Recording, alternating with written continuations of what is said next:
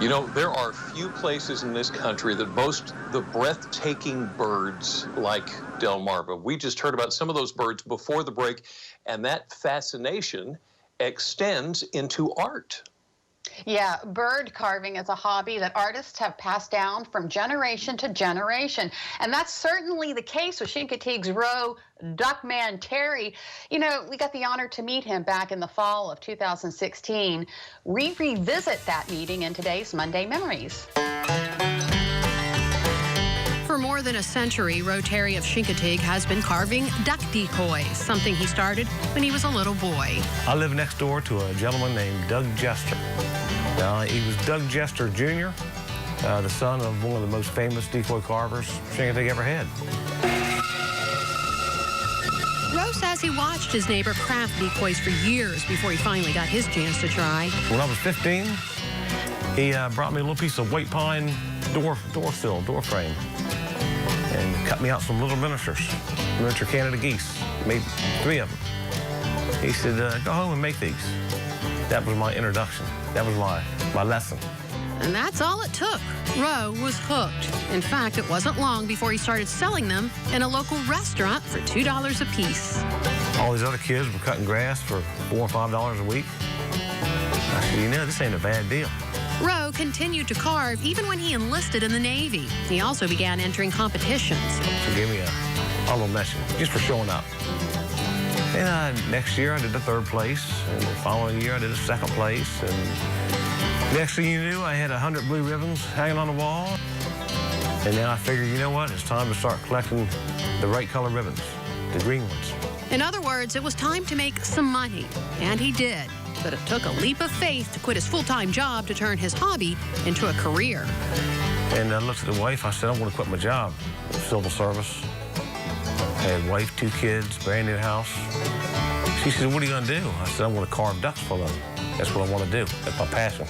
Roe's wife wasn't sold on the idea, but he did it anyway. He says the first week of carving, he made more money than he did at his previous job. And I wrote down every duck I did for the next 9.5 years. Every shorebird, every swan, every duck. I made 5,751 pieces. But those 9.5 years wore Roe down. My shoulders were wore out, my hands were wore out. I was tired, my back hurt. I had built up a heck of a good business in 9.5 years. I was real fortunate, but when you put the knife down, your paycheck stops. Roe returned to his formal full-time job and spent nearly 20 years there before retiring for good. But he never stopped carving, and he still does, but on his own terms. I've always wanted to be the next Cigar Daisy. Cigar was my idol. The old trapper and waterman and duck carver, and when you go there, he had that hatchet just a flying, and I wanted to be like him. I wanted people to come in my shop, and I wanted them to want my work in decoys like they wanted his.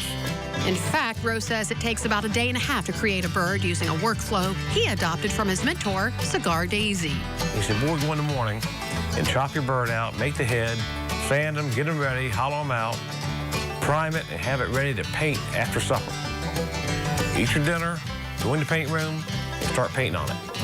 Get up the next morning, finish that bird, start another one. So a day and a quarter, day and a half, but you always had a bird going all the time. Just like Roe turned to his mentors to become a master in his trade, he has young carvers coming up behind him, like 26-year-old Zach Juster. He's doing fantastic work now. The boy's got the talent to go places. I just hope he sticks with it. As for Roe, he's planning on sticking with his carving for as long as he can. I'm 63 now, and I keep telling people that if I can make it till I'm about 70, but I want to get about 300 of my decoys on these shelves before I quit. So I want to have them sitting there. If I want to sell a few and go to Florida or a hunting trip, I'll have them. But I see myself slowing down. I just can't bring myself to do it right now. And, you know, shortly after we did that, he talked about his hero, his mentor, Cigar Daisy. It wasn't long after we did that in 2016 that Cigar Daisy passed away. So it's good that Roe is mentoring other people so that this fine art of duck carving can continue. So how many do you think maybe he's done by now? Oh my goodness. So many. I mean, that to see that shop and how many are in there and how many